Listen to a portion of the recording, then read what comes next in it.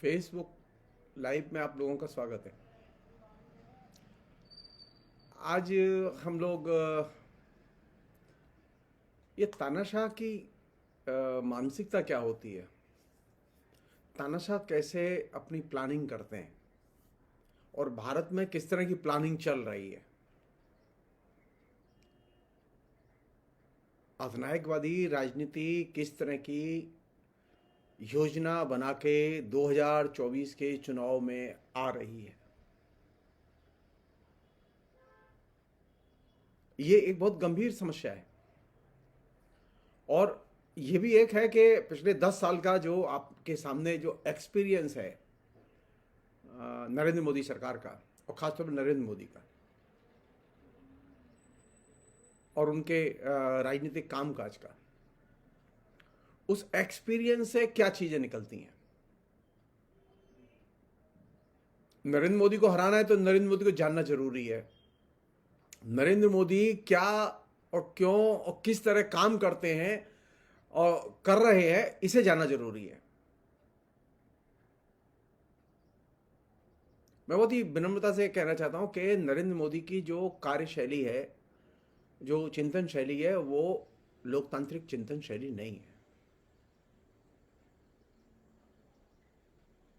वो चुने लोकतंत्र के जरिए गए हैं, चुने वो लोकतांत्रिक संविधान के जरिए गए हैं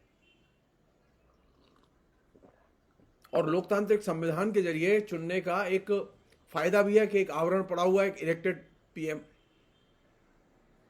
लेकिन जो उनका जो एटीट्यूड है और उनकी जो आदतें हैं, आदतों से मेरा मतलब राजनीतिक आदतें, वो मेरी व्यक्तिगत आदतों की मुझे कोई चिंता नहीं है यहाँ, क्योंकि मैं तो कोई व्यक्तिगत तौर पर उनको जानता ही नहीं हूँ। मेरी कोई उनसे व्यक्तिगत तौर पर कोई प्यार मोहब्बत भी नहीं है, दुश्मनी भी नहीं है। मैं जो आपसे जो ये चीज साझा कर रहा हूं आज इस एपिसोड में, वो वह है जो कि अधिनायकवादी राजनीति या अधिनायक की जो अपनी मनोदशा होती है वो कैसे काम करती है, ये मैं आपको बताना चाहता हूं।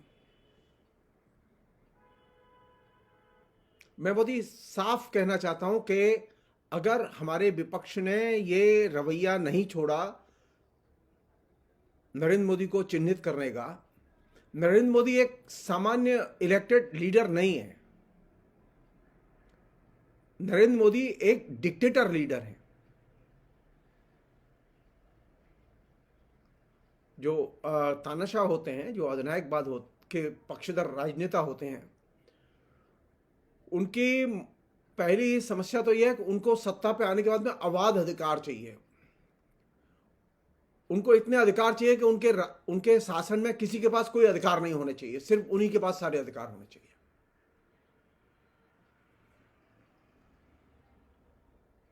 कंप्लीट पावर एक ही आदमी के हाथ में होनी चाहिए। यह एक बुनियादी चीज है जो कि नरेंद्र मोदी ने पैदा की, जिसे कायदे से देखा जाना चाहिए। नरेंद्र मोदी के पहले और भी सरकारें थीं।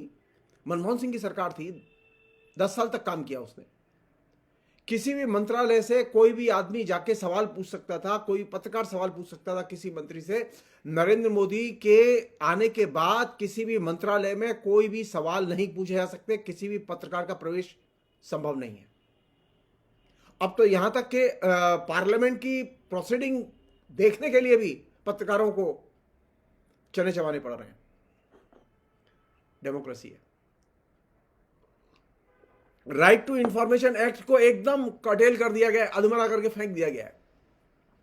लोकपाल, लोकायुक्त एकदम बंधक पड़े हुए हैं।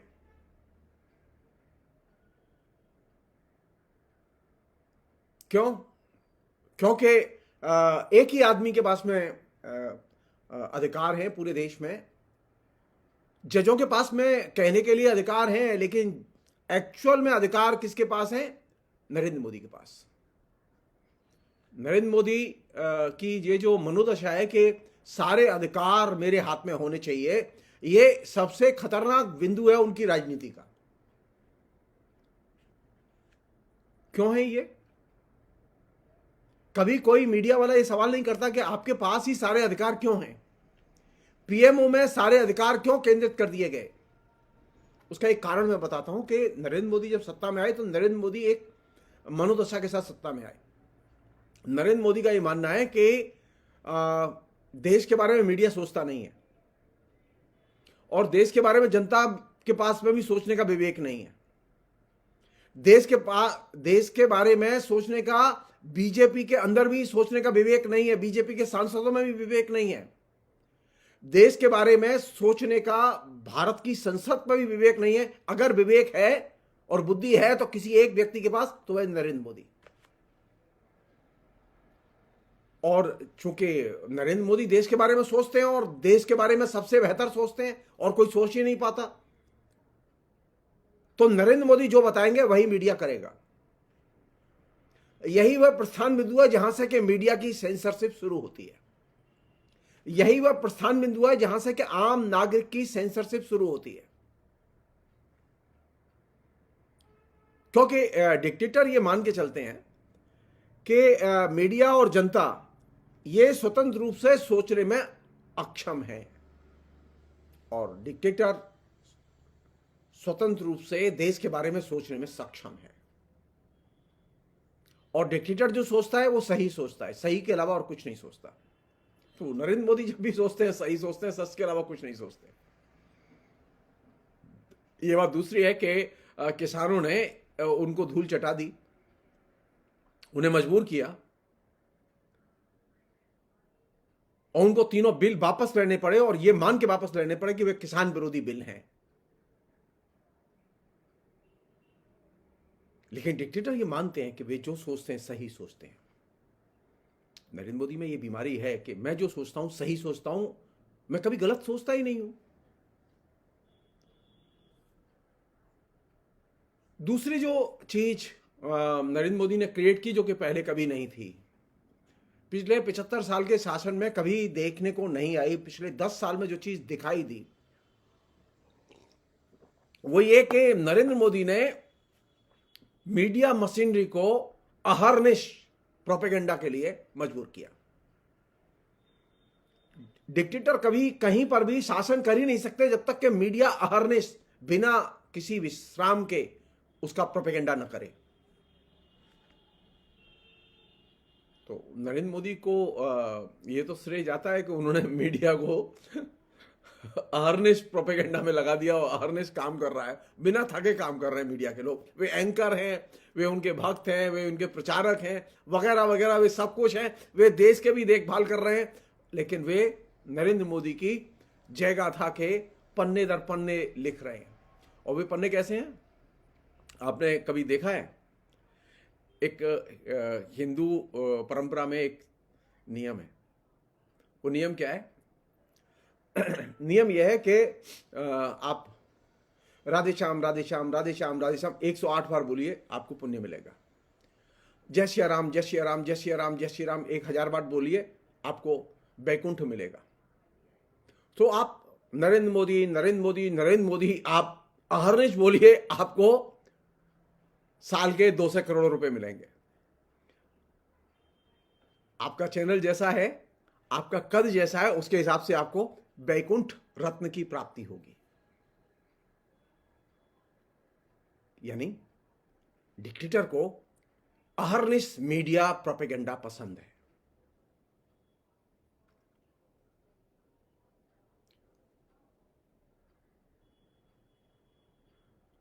नरेंद्र मोदी ये भी जानते हैं, और उनके भाषण सुनिए आप, जो पिछले 10 साल में उन्होंने दिए हैं।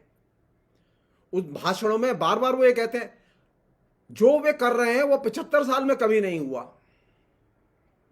अरे पहली बार हो रहा है। अच्छा, उन्होंने एक काम नहीं किया जो पहली बार हो रहा है। हां, डिक्टेटरशिप उन्होंने पहली बार जरूर दी हमको,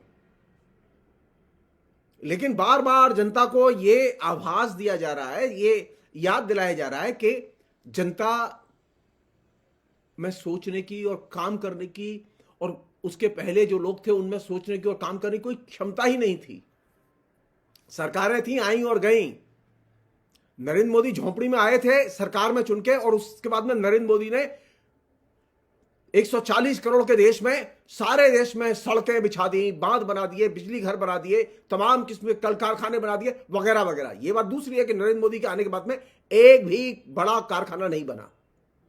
लेकिन नरेंद्र मोदी बार बार यही कहते हैं, अब जो काम हो रहा है ना, पहले कभी नहीं हुआ, और अब जितने काम हो रहे हैं वो सारे विश्व स्तर के काम हो रहे हैं। इसका मतलब यह है कि पहले जो लोग थे, जो काम कर रहे थे, वे बेवकूफ थे। और मूल मैसेज यह कि जनता मूर्ख होती है, वो सोचना नहीं जानती, और सही ढंग से सोचना तो एकदम नहीं जानती। नरेंद्र मोदी उसे सही ढंग से सोचना सिखा रहे हैं। एक और चीज है जिसको कि आप नरेंद्र मोदी के भाषण सुनिए, जो इलेक्शन आएगा अभी, और अभी तक जितने इलेक्शन हुए हैं उनके जो भाषण हुए हैं, वो बार बार बोलते हैं। और जब इलेक्शन आता है तो अचानक षड्यंत्र के नाम पर गिरफ्तारियां शुरू हो जाती हैं, और नरेंद्र मोदी भी बार बार कहते हैं कि षड्यंत्र रचे जा रहे हैं उनके खिलाफ में। एक गिरोह है जो षड्यंत्र रच रहा है, और ये जो तमाम किस्म की जो सुरक्षा एजेंसियां हैं, वे उन षड्यंत्रकारियों को खोज खोज के पकड़ती है, और आज तक किसी भी षड्यंत्रकारी पर षड्यंत्र सिद्ध नहीं कर पाई। 10 साल में सैकड़ों लोग पकड़े गए और बंद किए गए। कभी कहीं से 5 लोग उठाए, कभी कहीं से 5 लोग उठाए, और ये कांस्टेंट फिनोमेना है कि नरेंद्र मोदी जब से आए हैं षड्यंत्र चल रहे हैं उनके खिलाफ में, देश के खिलाफ में।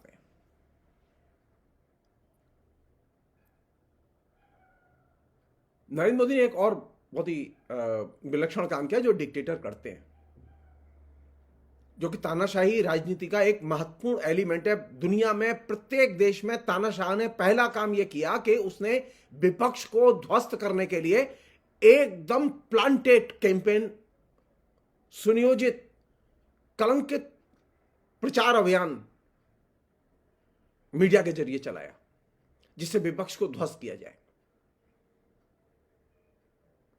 और विपक्ष को हमेशा के लिए खत्म कर दिया जाए। ये जो नरेंद्र मोदी की जो टेक थी ना, कांग्रेस को हम हमेशा के लिए खत्म कर देंगे, ये जो टेक है, ये नरेंद्र मोदी की एक राजनीतिक टेक नहीं है, बल्कि ये जो उद्घोषणा है, इस घोषणा का मूल आधार वह है कि हर डिक्टेटर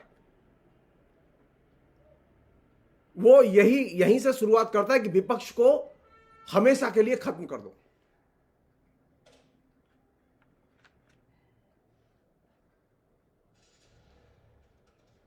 और जनता में एक और चीज है जो कि बहुत ही मजेदार है, मैं तो उसे जोकर स्टाइल कहता हूं, लेकिन नरेंद्र मोदी को मीडिया ने उसे करिश्माई लीडर कहा है।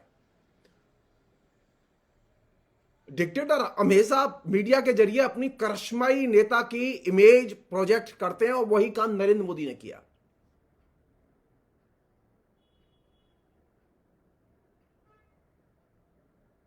और चूंकि वे करिश्माई नेता हैं, इसलिए वे जो भी चाहे विपक्ष पर कोई भी झूठे सच्चे आरोप लगा सकते हैं, और उनके आरोपों पर तो सवाल खड़े नहीं किए जाते। कभी किसी भी मीडिया वाले ने यह जानने की, जांच करने की कोशिश नहीं की कि नरेंद्र मोदी जो विपक्ष के खिलाफ आरोप लगा रहे हैं वे सही हैं या गलत हैं।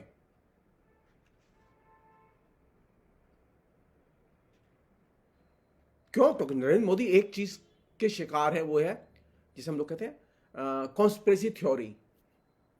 डिक्टेटरों के दिमाग में कॉन्स्पिरेसी थ्योरी कॉन्स्टेंटली काम करती है, और नरेंद्र मोदी जब ये सब कहते हैं तो वे बार बार कहते हैं कि मैं जो कर रहा हूं ना, उसके खिलाफ षड्यंत्र रचा जा रहा है। कोई षड्यंत्र नहीं रच रहा उनके खिलाफ में, विपक्ष ने कोई षड्यंत्र नहीं। विपक्ष सीधे पॉलिटिक्स कर रहा है और सीधे उनके बारे में तथ्यपूर्ण ढंग से बातें कह रहा है। लेकिन विपक्ष को षड्यंत्रकारी घोषित करना, विपक्ष को देशद्रोही घोषित करना, विपक्ष के समर्थकों को देशद्रोही घोषित करना, यह एक मॉडल है जो कि डिक्टेटर अपनाते रहे हैं, और वो इस बिना पर अपनाते रहे क्योंकि उनके दिमाग में लगातार षड्यंत्र काम करते रहते हैं कि विपक्ष जो है वो षड्यंत्र कर रहा है, और जो षड्यंत्र कर रहा है वो देशद्रोही है। वो अपना द्रोही नहीं कहता, अपना दुश्मन नहीं बताते, अपना आलोचक नहीं कहते, वो देशद्रोही कहते हैं सीधे।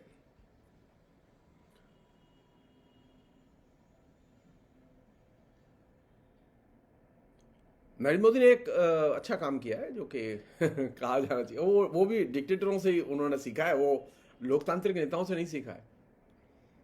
नरेंद्र मोदी ने रैलियां, रोड शो, जुलूस, जिसमें कि भाड़े की जनता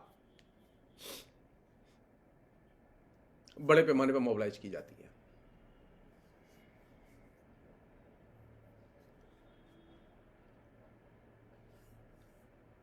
और इस पूरे रोड शो, रैली, अपनी जनसभा, इसमें जो नरेंद्र मोदी के जो भाषण होते हैं, इन भाषणों में कहीं पर भी आपको यह महसूस नहीं हुआ कि नरेंद्र मोदी कोई गलती कर रहे हैं। नरेंद्र मोदी के भाषण उठाइए पिछले 10 साल के, नरेंद्र मोदी अपनी किसी भी गलती के लिए अपने को जिम्मेदार नहीं मानते। उनका मानना है कि उन्होंने कोई अपराध किया ही नहीं, जबकि वास्तविकता यह है कि नरेंद्र मोदी जिस समय गुजरात में मुख्यमंत्री थे, बड़े पैमाने पर 2002 में दंगे हुए, उसमें हजारों लोग प्रभावित हुए, सैकड़ों लोग मारे गए। लेकिन नरेंद्र मोदी तो ऐसी निष्कलंक इमेज पेश करते हैं कि उनके शासन में कभी कोई दुर्घटना हुई नहीं। वो दूध के धुले थे और सीधे आए, और वो अब एकदम क्रीम के धुले हैं। तो ये कहना कि उन्होंने, उनके शासन में कभी अपराध नहीं हुए, जघन्य अपराध हुए, पिछले 10 साल में भी जघन्य अपराध हुए, जिनका कि बाकायदा साइबर मीडिया में उल्लेख मिलता है। उनके बारे में बाद में बात करूंगा, लेकिन मैं जो चीज आपके सामने रखना चाहता हूं कि नरेंद्र मोदी ने एक कैंपेन किया है जो लोगों के जेहन में उतारा। वो ये नरेंद्र मोदी ने कोई अपराध नहीं किया, कोई गलती नहीं की। नरेंद्र मोदी का 10 साल का शासन एकदम निष्कलंक शासन है।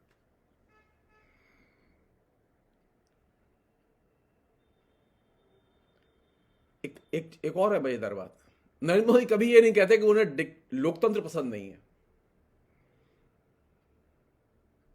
क्योंकि ये हर डिक्टेटर की खूबी है कि वो कभी ये कहता ही नहीं कि वो लोकतंत्र पसंद नहीं करता। वह कभी घोषित तौर पर नहीं कहता कि वह तानाशाही पसंद करता है। नरेंद्र मोदी के भाषण सुनिए आप। नरेंद्र मोदी के भाषणों में हमेशा आपको देश की या राज्य का चुनाव हो रहा है तो राज्य की परिस्थितियों का विवरण मिलेगा।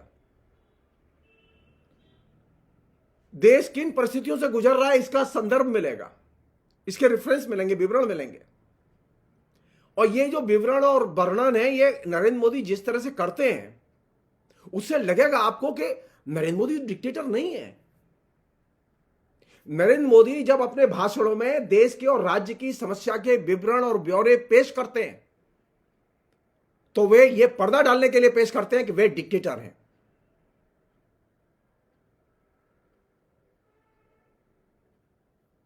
वे कहते हैं, जो कि उन्होंने बार बार कहा है, ये जो परिस्थितियां हैं, अब आप बताइए इन परिस्थितियों में लोकतंत्र को लागू कैसे किया जाए। कितना करप्शन है, ईडी को कितने छापे मारने पड़ रहे हैं, सीबीआई को कितने छापे मारने पड़ रहे हैं, कितना भ्रष्टाचार है, कितना ड्रग स्मगलिंग हो रही है। ये तमाम किस्म की जो चीजें हैं, इनसे निपटने के लिए आप ये सोचिए, क्या लोकतंत्र और उसके नियम लागू किए जा सकते हैं?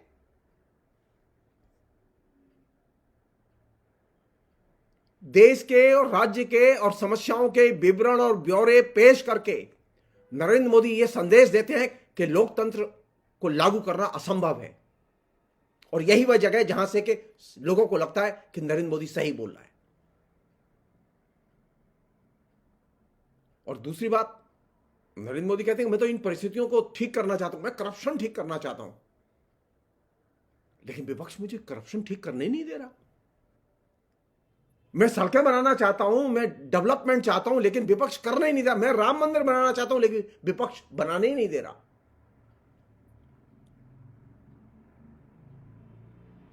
नरेंद्र मोदी से पूछा जाना चाहिए कि देश की परिस्थितियां अगर इतनी खराब हैं तो पिछले 10 साल में उन परिस्थितियों को सुधारने के लिए उन्होंने क्या किया, सिवाय internet, website, log in, log out. आपकी कोई शिकायत हो तो ऑनलाइन दर्ज करें, आपको राशन चाहिए तो ऑनलाइन जाएं, ऑनलाइन वेरिफिकेशन होगा आपका हर चीज का बायोमेट्रिक वेरिफिकेशन होगा, उसके बिना आपको पैसे नहीं मिलेंगे, राशन नहीं मिलेगा। फिजिकल वेरिफिकेशन अप्रासंगिक बना दिया है नरेंद्र मोदी ने, आपकी फिजिकल उपस्थिति अप्रासंगिक बना दी है नरेंद्र मोदी ने। देश की समस्याएं इससे हल हुई हैं? जी नहीं।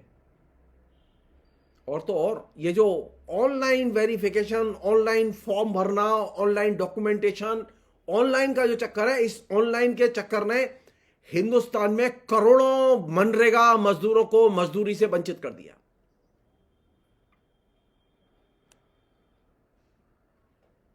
देश की परिस्थितियां, अब देश में एक ही परिस्थिति है, राम मंदिर, राम मंदिर और राम मंदिर, और उसका समाधान उन्होंने कर दिया। बेरोजगारी नहीं है, महंगाई नहीं है, क्राइम नहीं है, नफरत और घृणा का जो अबाध प्रचार है, ये क्राइम नहीं है। इनका कभी नरेंद्र मोदी अपने देश की जब परिस्थितियों की चर्चा करते हैं, इनका कभी जिक्र नहीं करते। आपको किसने रोका? बेरोजगारी दूर कीजिए, विपक्ष स्वागत करेगा आपका, लेकिन आपने बेरोजगारी दूर नहीं की। आपने वायदा किया था 2 करोड़ लोगों को प्रतिवर्ष रोजगार दूंगा। 10 साल हो गए, इस 10 साल में कायदे से 20 करोड़ लोगों को नौकरी मिलनी चाहिए थी, लेकिन नरेंद्र मोदी के कार्यकाल में 10 साल में 22 करोड़ लोगों की नौकरी चली गई, रोजगार चले गए।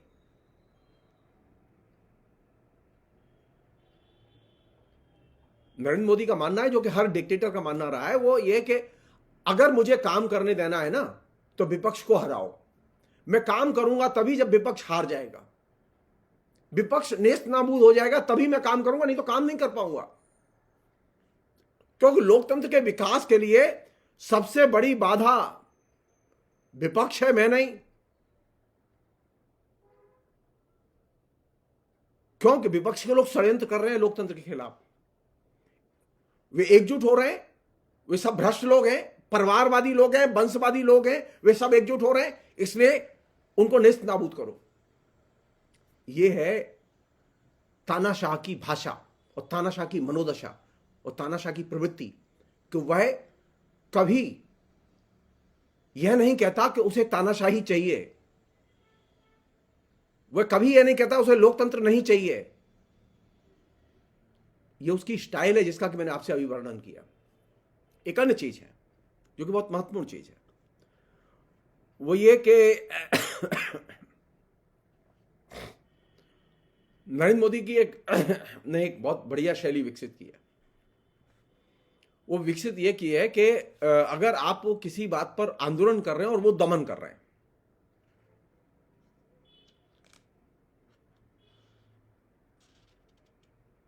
तो वे बार बार दमन क्यों करते हैं? लोकतंत्र की रक्षा के लिए।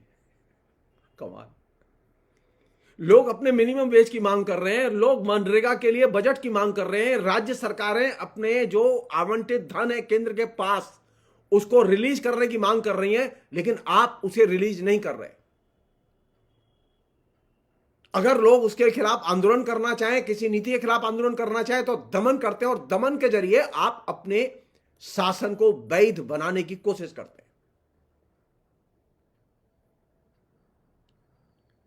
जिसे हम लोग कहते हैं ना कि एक्स्ट्रा ऑर्डिनरी जो लॉ या एक्स्ट्रा ऑर्डिनरी जो स्टेप्स जो तानाशाह लेते हैं, जो असामान्य कदम, राजनीतिक कदम जो शासक उठाते हैं, वे असामान्य राजनीतिक कदम सिर्फ डिक्टेटर उठाते रहे, और नरेंद्र मोदी आए दिन असामान्य कदम उठाते हैं। और असामान्य कदम क्या है? एक्स्ट्रा ऑर्डिनरी मेजर्स क्या है? कोई भी सामान्य सा अपराध हो, हर अपराध के लिए इंडियन पेनल कोड में बाकायदा धाराएं परिभाषित की गई हैं, लेकिन नरेंद्र मोदी उन अपराध की धाराओं में काम नहीं करते। जब उन्हें विपक्ष को कुचलना होता है तो वो सीधे क्या करते हैं, यूएपीए में बंद करो। वो कोर्ट में नहीं जाते गिरफ्तारी करके, वो सीधे कहते हैं बुलडोजर चलाओ, घर नष्ट कर दो, उसका झोंपड़ी नष्ट कर दो, उसे यूएपीए में डाल दो। ये एक्स्ट्रा ऑर्डिनरी मेजर्स,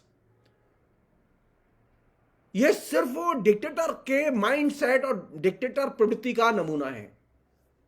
ये लोकतांत्रिक प्रवृत्ति यह है कि जो आपके यहां लॉ है उस लॉ के अनुसार डिसिप्लिनरी एक्शन लिए जाने चाहिए। देखिए, आप लॉ के अनुसार डिसिप्लिनरी एक्शन नहीं लेते, आप लेते एक्स्ट्रा ऑर्डिनरी। और ये दमन को वैध बनाने के लिए जब आप ये कदम उठाते हैं तो आप ये कहते हैं कि ये राष्ट्र की रक्षा के लिए ये असामान्य कदम उठाना बेहद जरूरी है, क्योंकि इन असामान्य कदमों के जरिए जनता और राष्ट्र के हितों की हिफाजत करने का मैंने निर्णय लिया है। ये जो फ्रेज है, इस फ्रेज का दुनिया के हर डिक्टेटर ने इस्तेमाल किया है। नरेंद्र मोदी की अपनी भाषा नहीं है, बल्कि नरेंद्र मोदी खराब जीरोक्स कॉपी का इस्तेमाल कर रहे हैं। मजेदार बात यह है कि ये जो एक्स्ट्रा ऑर्डिनरी जो डिसीजन है उनको वे गर्व के साथ बोलते भी हैं। वो बोलते हैं, उनके फॉलोअर मुख्यमंत्री बोलते हैं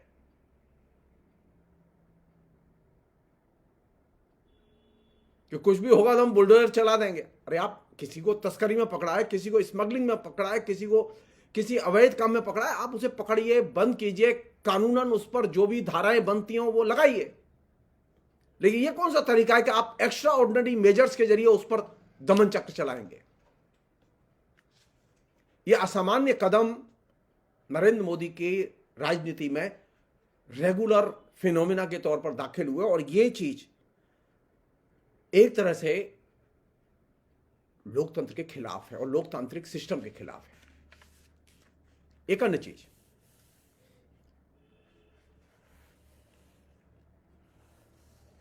वो ये कि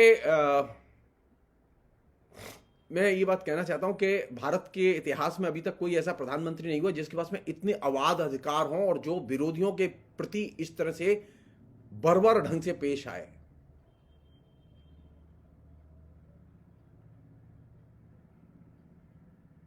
असभ्य ढंग से पेश आए, क्योंकि जैसा कि हर डिक्टेटर के होता है कि वो विरोधी और विरोध से मुक्त देश देखना चाहता है।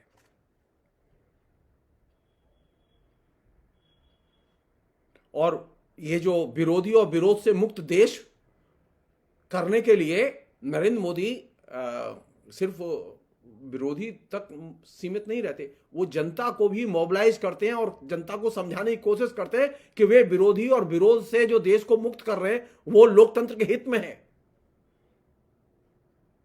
लोकतंत्र की सामान्य प्रकृति है कि अगर लोग असहमत हैं तो वो प्रोटेस्ट करेंगे। प्रोटेस्ट करना, प्रदर्शन करना, जुलूस निकालना, मांग पत्र देना उनका लोकतांत्रिक संवैधानिक अधिकार है। लेकिन नरेंद्र मोदी के लिए यह अधिकार बेमानी है। वो नागरिकों को यह अधिकार देने के पक्ष में नहीं है।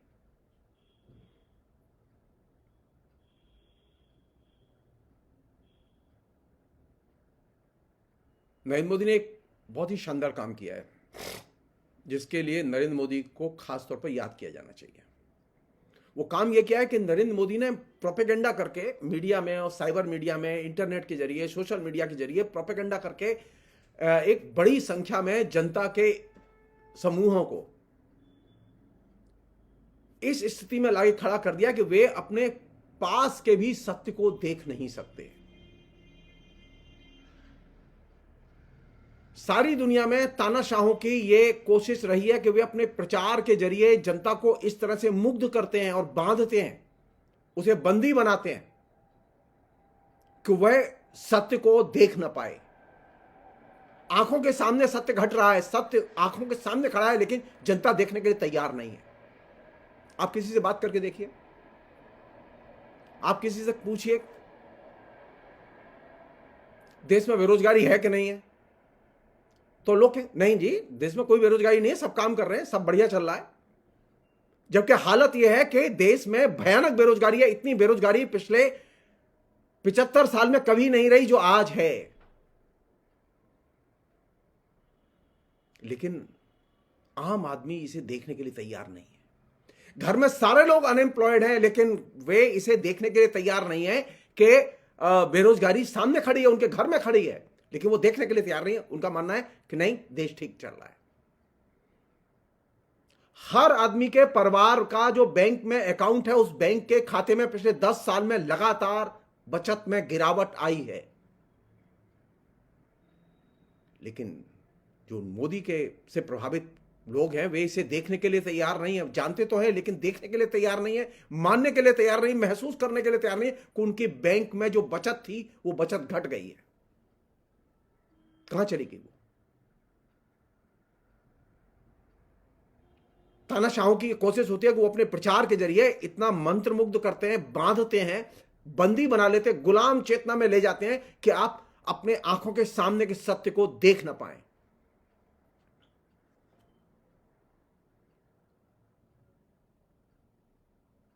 आखिरी चीज और बहुत महत्वपूर्ण चीज, नरेंद्र मोदी से पूछा जाना चाहिए, कोई तो पूछे, हम पूछ रहे हैं। नरेंद्र मोदी ईमानदारी से कहें कि उनके 10 साल में कौन सी गलती हुई और उसे स्वीकार करें। नोटबंदी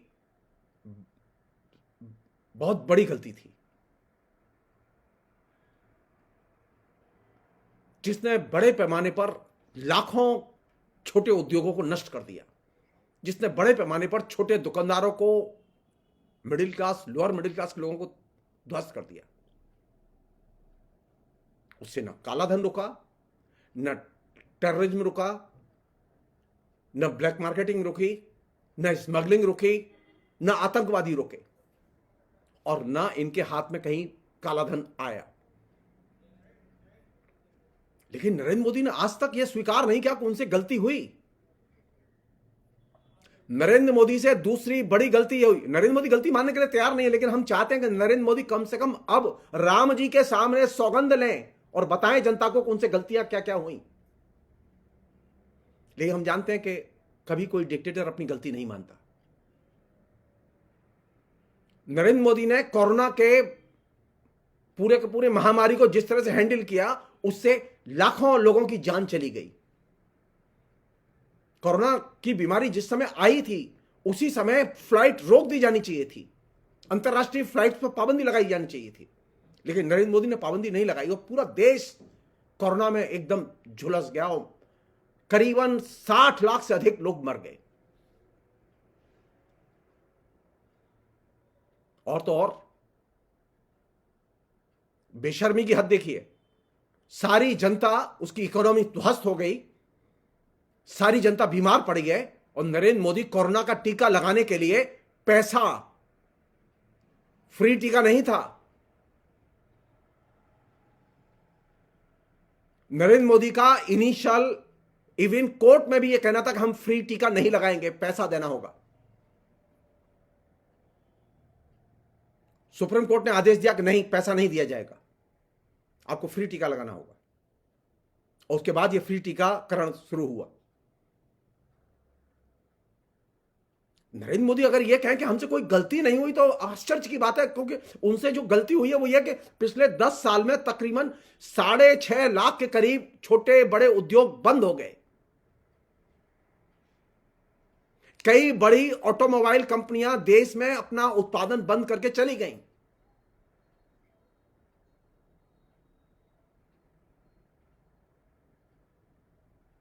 और तो और पूरी की पूरी हायर एजुकेशन, प्राइमरी एजुकेशन एकदम नीचे से ऊपर तक क्रैक कर चुकी है। आपसे गलती नहीं हुई, आपसे गलती नहीं हुई कि आपने एक स्टेट को, जो कि संप्रभु राज्य था, जम्मू और कश्मीर, उस संप्रभु राज्य को आपने एकदम इवॉल्यूश कर दिया और उसे यूनियन टेरिटरी में कन्वर्ट कर दिया। कम से कम यह मान लो कि सुप्रीम कोर्ट ने कहा है कि तुमको अब राज्य को रीइंस्टेट करना होगा, चुनाव कराने होंगे। गलती मान लो इसे। लेकिन हम नहीं सुधरेंगे। जो डिक्टेटर की होती है ना, हम नहीं सुधर। डिक्टेटर को हमेशा जनता की जब धुलाई होती है, जनता डिक्टेटरों की धुलाई करती है लोकतंत्र में, तभी डिक्टेटर सुधरते हैं।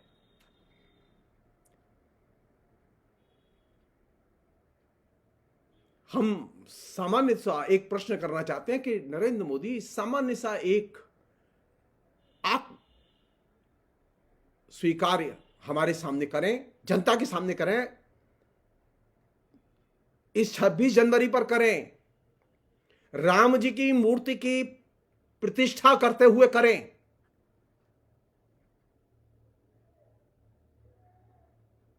उनकी सबसे बड़ी असफलता क्या थी 10 साल की?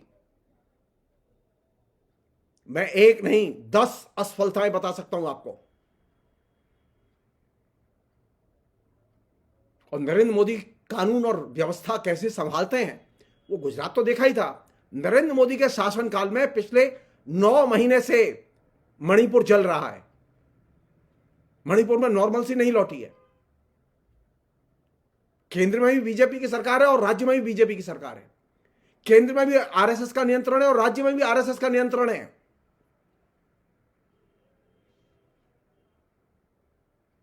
आज भी 50,000 से ज्यादा लोग शरणार्थी शिविरों में रह रहे हैं।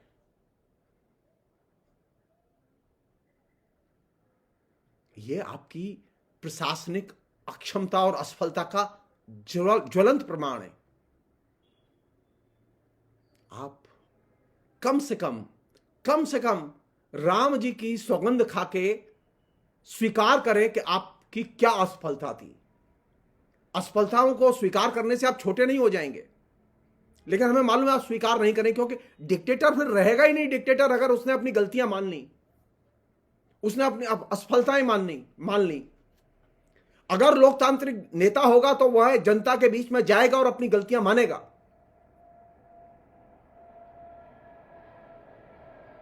इसलिए पहली शर्त है, पहली जरूरत है कि नरेंद्र मोदी के इस अधिनायकवादी चरित्र को गंभीरता से समझा जाए, उसका प्रचार किया जाए। आज इतना ही। बहुत बहुत शुक्रिया।